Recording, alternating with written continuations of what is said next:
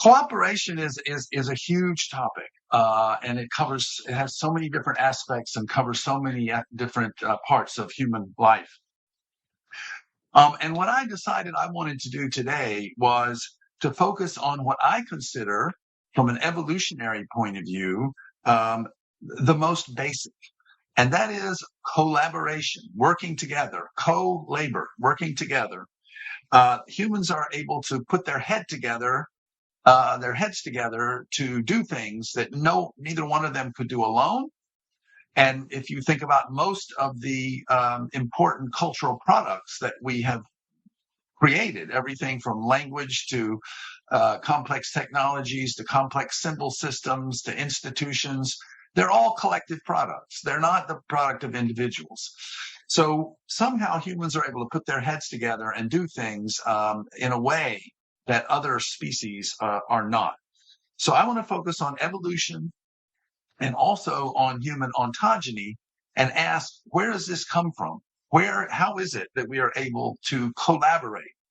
Now, the issue that was brought up, that cooperation is in trouble, is another issue.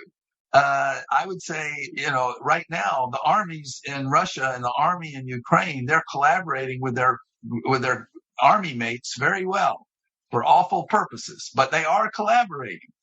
And so collaboration can be used for good or ill.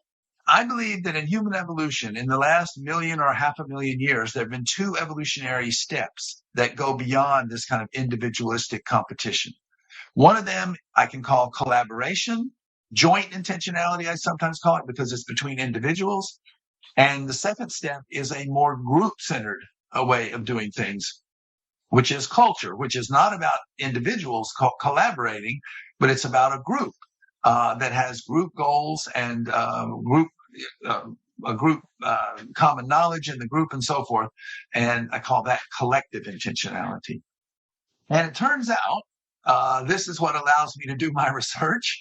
I believe that there are 2 ontogenetic steps that correspond to these. So from about 0 to 3 years, young children are learning to collaborate. They're working together toward a joint goal. They each know the role of the other one. They're communicating in order to coordinate the collaboration. And then after about 3 years, there is normative collaboration, I was going to call it, with a joint commitment, social conventions and norms, fair sharing, normative protests when somebody doesn't do what they're supposed to do. So 3 years, it's a more group-minded, normative-minded way of working together. So step 1 in collaboration is, I believe, occurred something like this. There were ecological pressures that made it mandatory that individuals collaborate together to get food, or they would perish. There are a lot of potential scenarios here, but one of them is there was a population explosion of other monkeys, and they were stealing all the fruit, and they were getting stuff that humans would normally eat. And so the humans have to collaborate to get food. Anyone who was not a good collaborator would not survive. So if you see down here at the bottom, I say obligate collaborative foraging. There's interdependence. We depend on one another.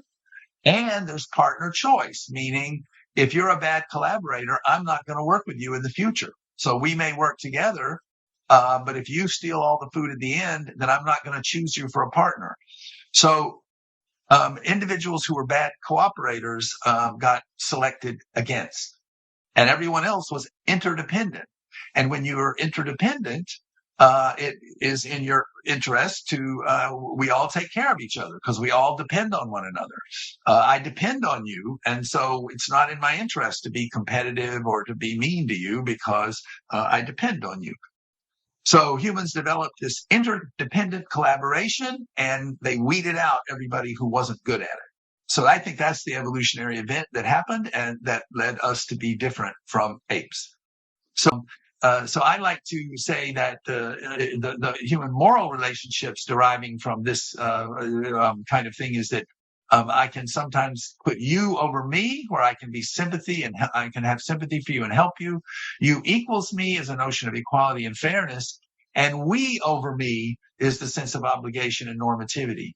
And that's where the legitimacy comes from, is that we agreed to do it a certain way. And now if I don't follow that, then I feel bad about that. So, and that we can either be a collaborative partner or a cultural group. So it can be a commitment to a partner, or it can be following the social norms of the group as a way of cooperating with the group as a whole. And I'm going to be very brief here and just mention the second step is the cultural group. And that's the emergence of a kind of a group mindedness. And there's a need to belong to the group. One of the phenomena in social psychology that's best established is that humans feel a need to belong to a group. There's a commitment to the group's social norms. Not only do I follow the group's social norms, but I enforce them when others don't conform. There's distributive societal justice in the culture.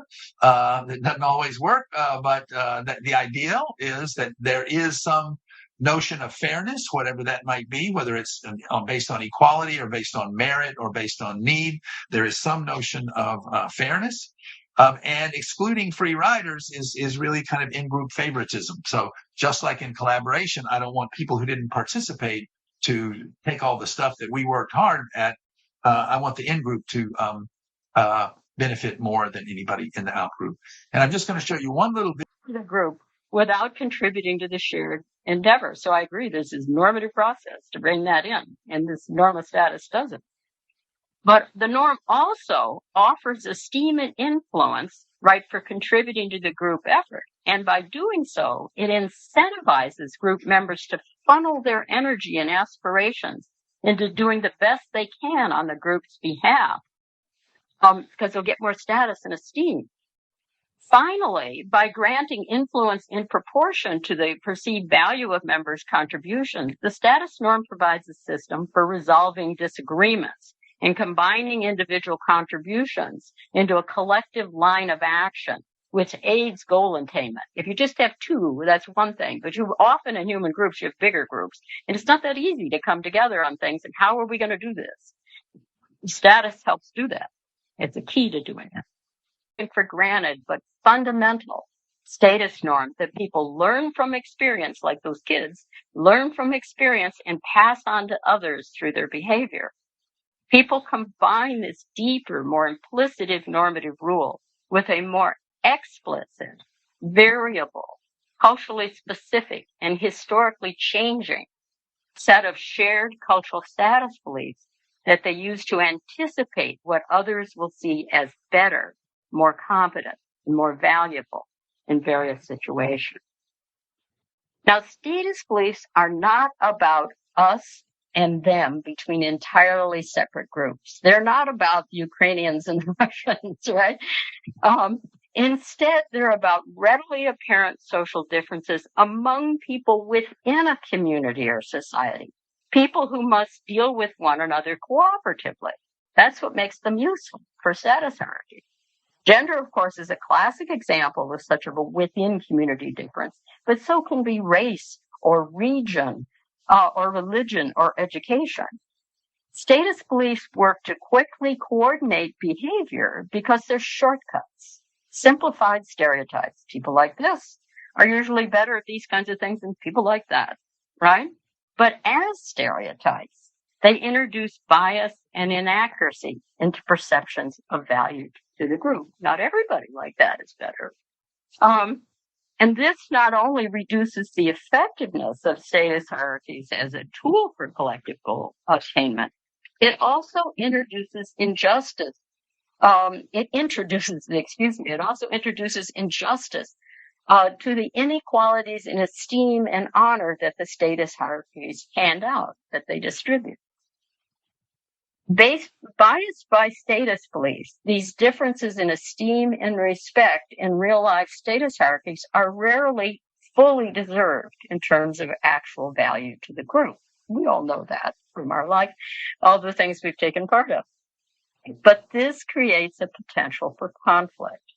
And here we see how status processes are inherently double-edged, a double-edged sword that both helps organize the cooperative endeavors and Michael's insights to some of my own research and topics of interest for me. And And that is what I noticed is this conspicuous absence in our immigration regime of some of the fundamental building blocks of human collaboration that Michael has talked about. And what I mean by that is our policymakers really don't view the regulation of international migration as a collaborative task in any way.